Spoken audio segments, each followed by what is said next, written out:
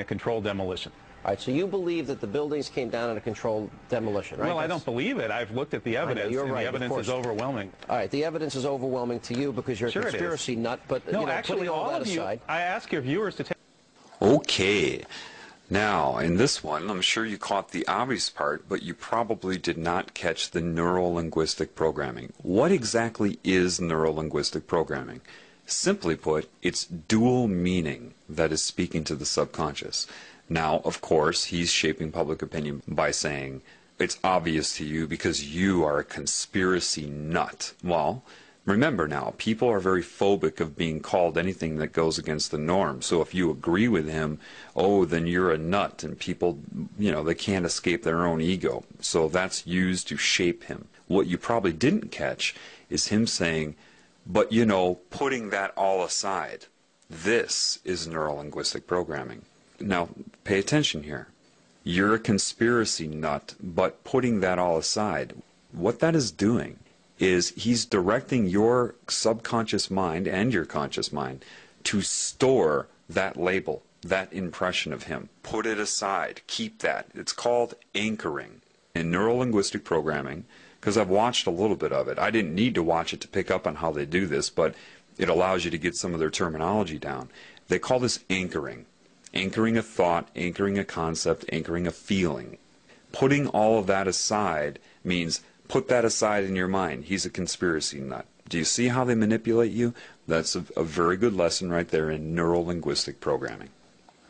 All right, the evidence is overwhelming to you because you're a conspiracy nut, but no, actually, all of you, aside, I ask your viewers to take a look at this evidence for themselves. They can go to st911.org. That's Scholars for 9/11 Truth. Take a look. Take a look at the demolitions. I know you think Morgan Reynolds, a former Bush administration official. Okay, that's pretty obvious. You see how he's treating him. Very nonchalant, irritated, bored. And I know you think you're the smartest guy in the world. This is, the typical you're a know-it-all type of comment. If you watch that David Icke video where he goes back on Wogan, he draws attention to the same thing where he said, whoa, that's a cheap shot when he said, you know it all. And the response was accurate. I'm not saying I know it all. But people are trained to hate people who, quote, know it all. Why? Because they want you to be dumb. That's why in society you have catchphrases that go around that people use, like, you think too much, you're too deep, you know it all. These have all become derogatory terms in this new Orwellian society. Haven't you noticed that? His response is petty and childish, but he means to be this way. It does nothing, it addresses nothing. He can't think of anything to say in response to the professor, so he has to take a cheap shot like this. I know you think you're the smartest guy in the world. That should be obvious to you, that is just overdoing it, creating, manifesting an insult, just again for one reason and one reason only, to disrupt his thinking and to program your mind on how to view him. Take a look at the demolitions. I know you think Morgan Reynolds, a former Bush administration official, says that the Bush administration blew the World Trade Center to kingdom come. That's a direct quote from a member of the Bush administration itself. They blew the World Trade Center to kingdom come. The Jews were told to leave. Well, we've heard a lot of these sick, bizarre theories. Okay, so suddenly he's an anti-Semite? When did that come about? I didn't hear him say anything about the Jews. What he's doing here is he's trying to link him to anti-Semitism.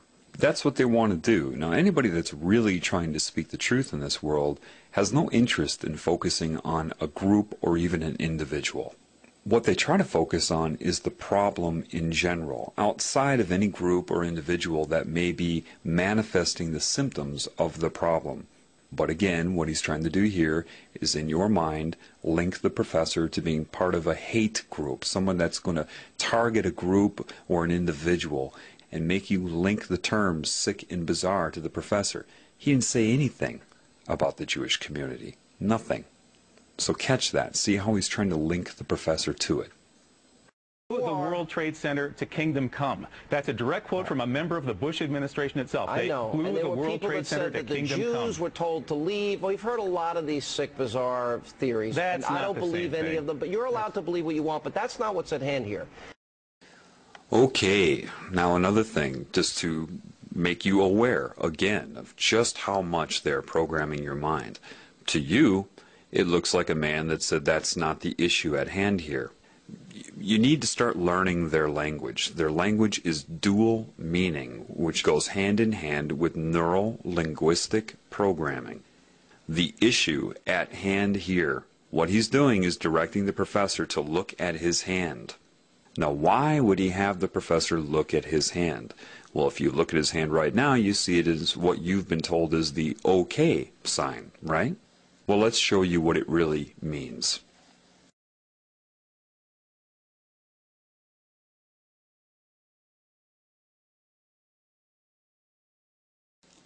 The OK symbol, as you see right here, means 666.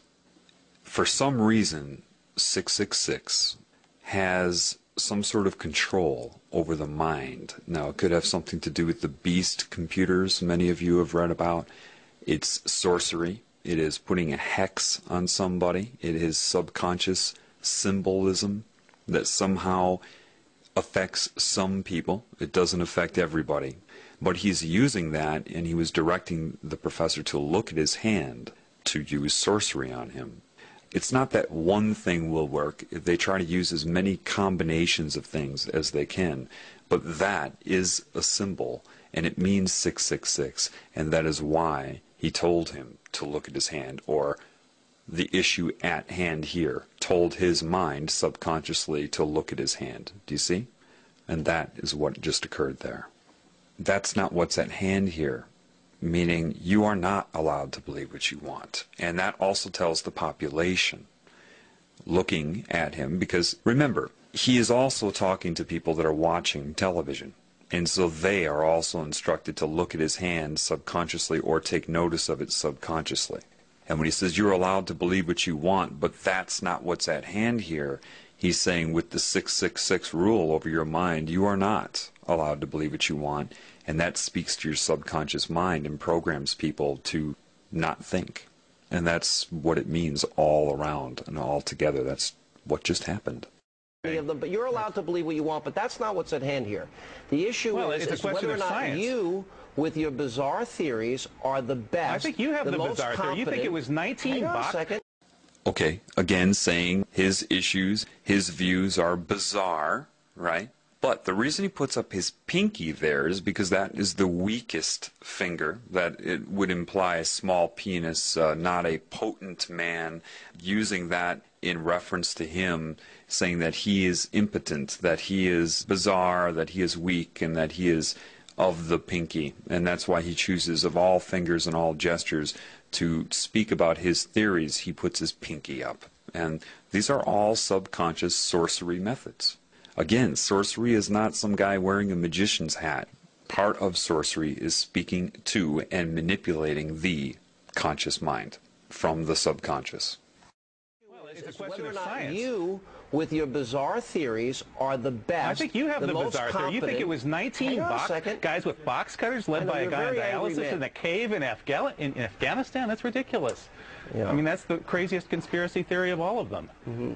Okay, I wish I had the Twilight Zone music. Now, here's my next...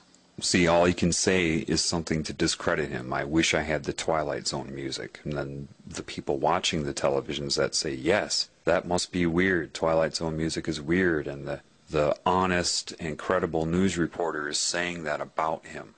Okay?